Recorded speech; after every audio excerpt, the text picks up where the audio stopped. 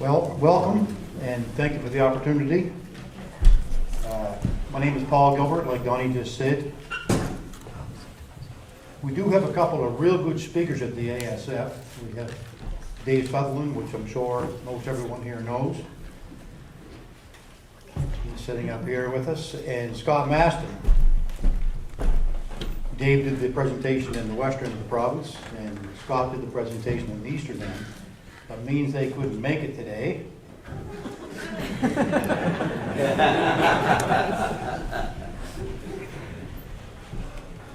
I'd say you worked there.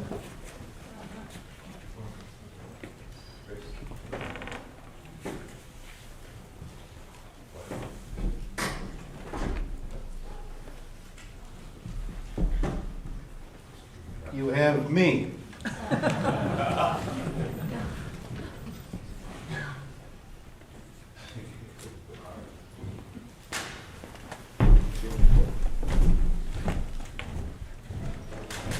Okay. This year happens to be the ASF's 25th anniversary. Pleased to have Dave's here. Dave has been a foundation of the ASF since its beginning. Left for a little while, and he's back. But we have a real good team there now. I joined after the Fiona hurricane. Scott Maston's here today. He joined right before Christmas. Ed McLean is still with us. Ed's been here for near 15 years. And we have a young fella, Ben Henniger. And Ben's here with us also. So, a real good group of Liz to work with. But it's our 25th anniversary, so it's a real milestone. Our programs and projects. The whole foundation of the ASF was silviculture on private lands. Small private, non-industrial, large private, and certified woodlots. Focusing on silviculture treatments as part of ecological forestry. Part of the Leahy report, and we're run by a board of directors. Members in that board of directors are private landowners, forest industry, and natural resources. We meet with the board of directors 3 or 4 times a year. Our projects, first and foremost, right from day one, has been silviculture. That's been the foundation of the ASF, and certainly with the knowledge that Dave brings to the table, Ed McLean, Scott Maston, and now the young fellow Ben Henniger. Well-rounded group to look after that. Since Hurricane Fiona, we did pick up a couple of drones, and we use those drones, I would say, daily when the weather permits. Certainly for our time and the ability to see what's on the ground, you can cover so much ground with a drone to the point where we can see 4, 5, 6 woodlots in one morning or one day, where before, if you had to walk it, especially in hurricane damage, you may not get one lot covered in one day. It's hard going. I was around buying stumpage for Stora and cutting wood for Stora when Juan hit, and there's no doubt about it. Drones are instrumental in that, being able to look at that ground.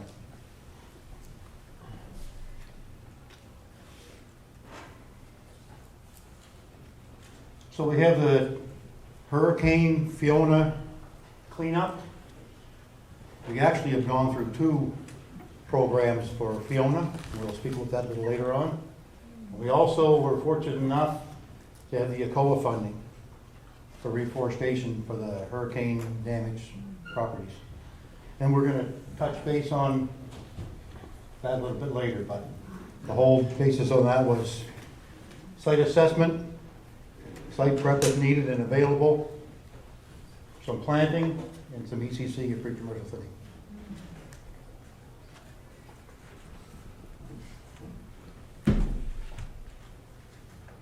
We also do some professional training, and with their knowledge with the group, that not necessarily includes me, but Scott and Dave and Ben, and we look after the 3 portions of the PTA modules, Forest Ecosystem Classification, the SGEM, and the Biodiversity.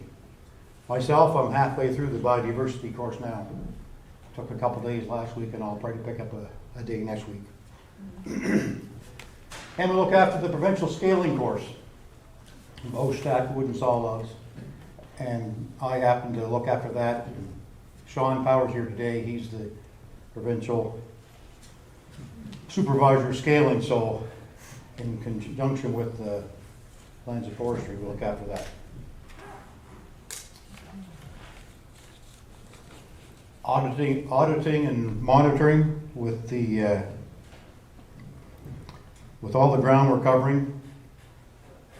Ed and I were doing our own monitoring, and Ben, of course, but there was a real need to perk up our auditing and monitoring systems and keep track of it. So when Scott came on, our paperwork, which I lack in, has really perked up. So we have a real good basis now of keeping track of our auditors and monitoring.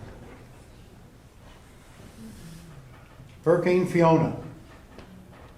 This is why Dave brought me on to when I started with the ASF, was just after Fiona. Fiona hit the end of September. I started with the ASF the end of October that year, 1st of November.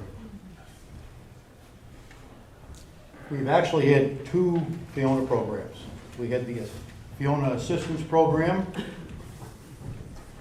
and last year, when the Fiona Assistance Program wound down, we had the Fiona Challenge Program, and that was more based around low-grade biomass with the lack of markets in the province and how to keep guys, I think McMillan's, financially, economically able to stay in Fiona damaged areas, blocks, woodlots. And without that funding through the province to help clean up that, we would those lands couldn't stay there, could you, Dave? There's no way possible. No, the money was itching up. Yeah, so it's been a real welcomed and appreciated program through the province. I can go do that. You can see here with the provincial map, the heaviest hit areas through central Nova Scotia. And then, of course, on the northeastern tip, up around Sydney. Any of you folks been up around Sydney or Myra or Mr. Man? There seems to be, I've been told, and I didn't know this, and I'm certainly no hurricane expert, but the eastern side of the storm gets more wind. That's what I've been told. But boys, that tip. There's no, when you go up there to check a spot, you hardly got to roll the window down. It is flat on that, on that tip. So, but you can see, and we can lay our own layer over, our own arc layer over this, and it's pretty darn familiar. This isn't perfect because my house lot doesn't have any yellow around it, and it's flat where my house is. But it's certainly a good start.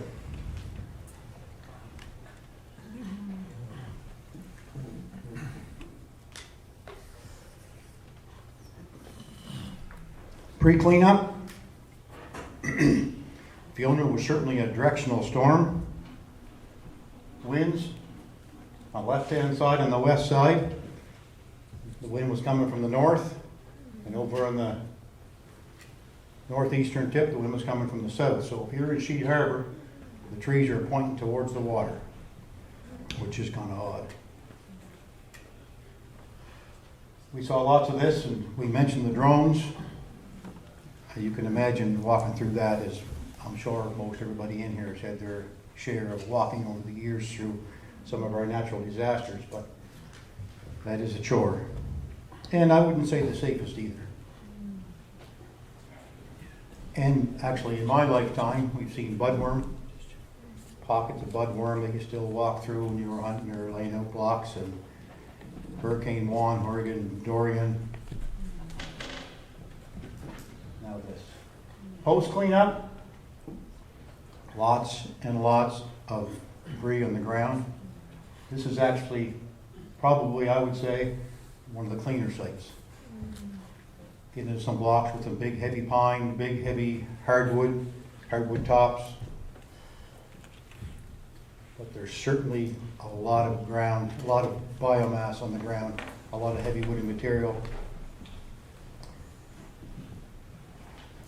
which certainly impedes reforestation and trying to get trees in the ground. But it was, some was not that pretty. Well, we have done over 13 in our funding. We've funded over 13,000 hectares of cleanup so far.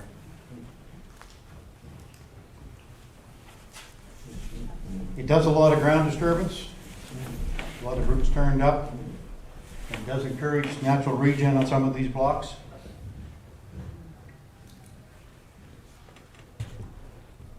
And of course, not all of it is coming back natural, so there is the option to plant.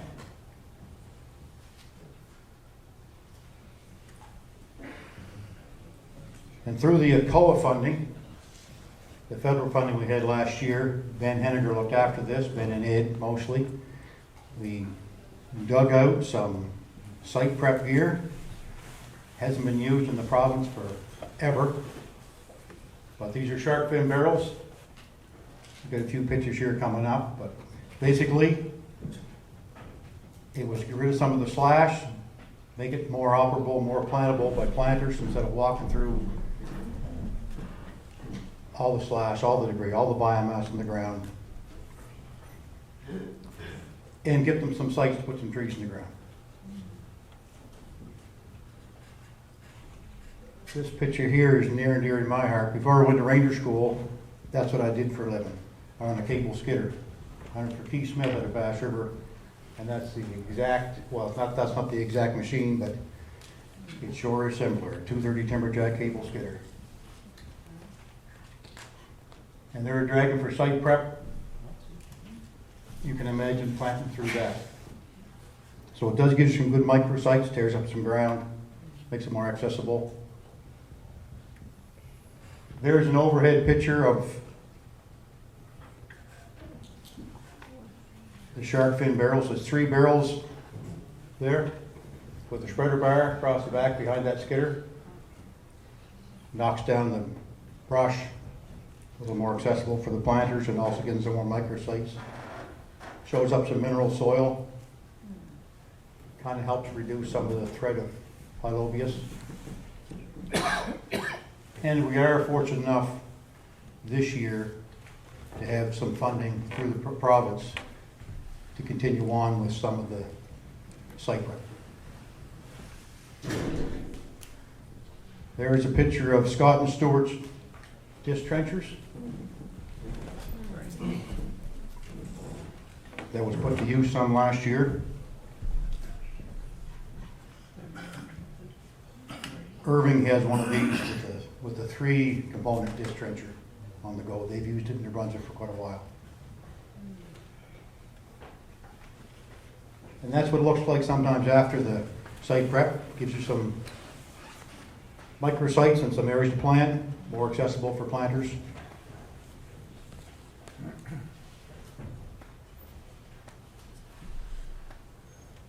This is basically our ongoing regular silviculture.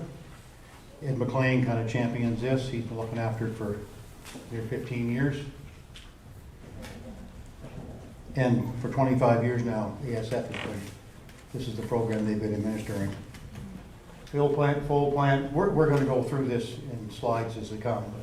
Pre-commercial thinning for the competition, commercial thinning, selective management, crop tree release, and crop tree pruning. Here's a picture of a lad planting some trees. I don't know if this is a fill plant or a full plant.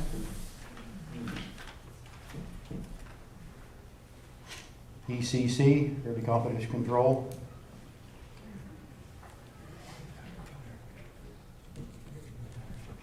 Pre-commercial thinning.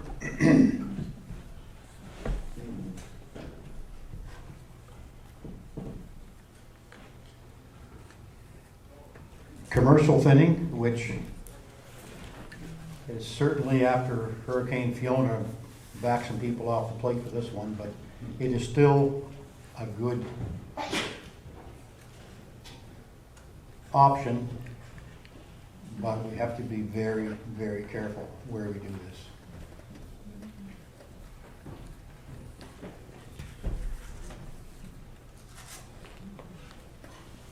And there's a picture of a machine in there. Most commercial thinning done these days, or in the past, like Dave said, it's all done mechanically. It can be done manually. Picture of the hardwood. Selection management. And this is part of, I believe, what Dave mentioned, the gap management. Another picture of machine. I don't know whose machine this is. And it can also be done manually also.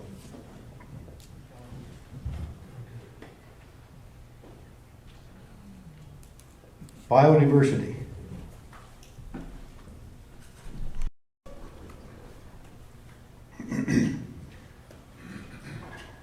I'm halfway through this course. It's a 3-day module. It's put on by Mark Pulsiver, one of our retired biologists in the province. He worked for the government for years. I was actually a cub leader and a scout leader with Mark when I first went to Stora forever ago. And in all honesty, when I went in on the Woodlot after working for 30-some years in industry, when I walk into a woodlot, I mostly look at the road driving in, and I look at trucking ability and road costs, and when you're on the woodlot, look at harvesting costs, and I look at wood chance, and so mostly I look at, okay, this is $29 studs and $7 pulp, and I'll give them $6 for hardwood, that kind of stuff. But when you go to the woods with Mark Pulsiver, it's an opportunity to really learn and change your whole way of thinking. And I've enjoyed those days with Mark, so really informative and gives you a whole different way of looking at the woods. Structure. Structure is everything when it comes to biodiversity. Now, there's a few lads here in the room, with Scott here and Dave, that can certainly add to this. Since they couldn't make it today, they may not say a whole lot.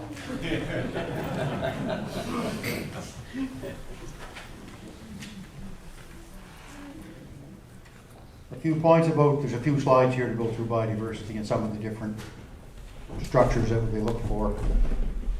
Cavity trees, Gilead woodpecker halls, dens and nesting and feeding areas. Snag trees, good for feeding and nesting habitat. Mark and the lads that are real good at biodiversity and pick myself can explain this stuff to no end, how important those are. So I think the next one's a snag. No. So when I was doing operations, the first thing I would do was knock that down for safety, get out of the way. But those guys give you a different way of thinking and how important that is for our biodiversity. And when Mark talks biodiversity, he's not just talking moose and deer or, he's talking fungi, and he's talking little lichens and invertebrates and salamanders and right up through the whole gamut. But birds of prey, and he'll talk about this, and he'll talk about, the little deer mice with the little ears that look like Mickey Mouse with the big ears on them and how they would use these trees. It's very interesting. Coarse woody debris, how important these are for, like I mentioned, all the little microorganisms and the invertebrates, and that tree will decompose. See a birch tree here is sprouting on that. Before I took this course, all I would think of was, you can't sit in that when you're hunting because your archer's going to get wet.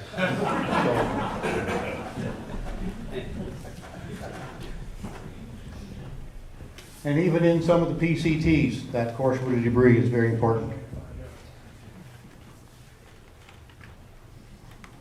Some of these snag trees, like that one on the left, first thing I would do is knock that down out of the way, but Mark will explain to you how important that is.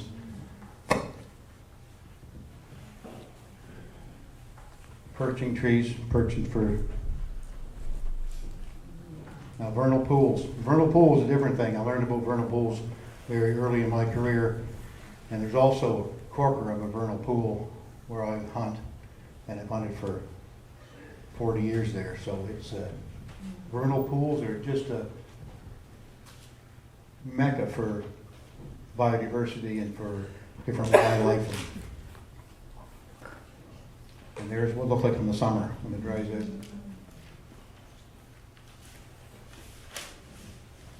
Beaver dams. The different structure, vertical structure, horizontal structure, and all the wildlife. Tree bark. What's the name of the bird that lives in there, Scott? They can nest in there. Brown creeper. Brown creeper. Lots of nesting, lots of areas for fungus and lichens and on the heavy tree bark. So that's just a quick rundown on biodiversity. Dens and caves. If you do come across a den, they are protected. You don't find a whole lot of them. I did look in one years ago on Gears Valley and a bear looked back out at me. I was on snowshoes. I'm not sure where Dave got this. Where'd you get this picture, Dave? Yes, sir. I don't know what this lad was trying to shovel, but. So there we are. That's us. Dave is, of course, a foundation. He's been, takes a darn poor job, does deserve at least one boss, and he is our leader.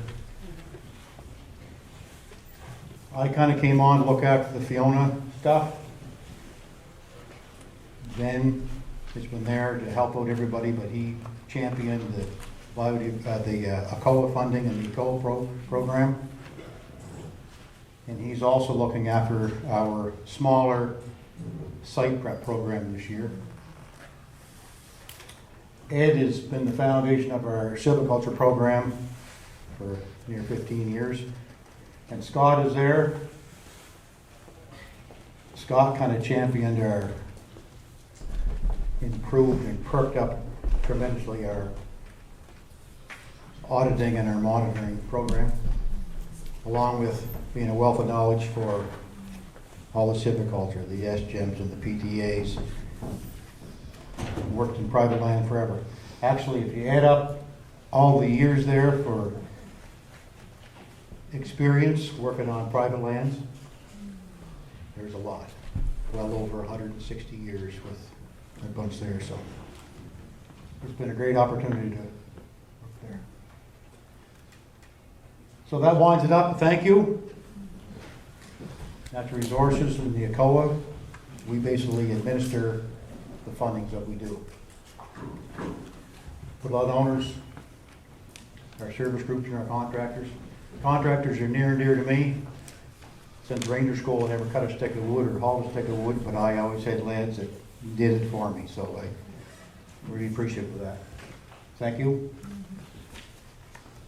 And if you want to reach out, there's our website.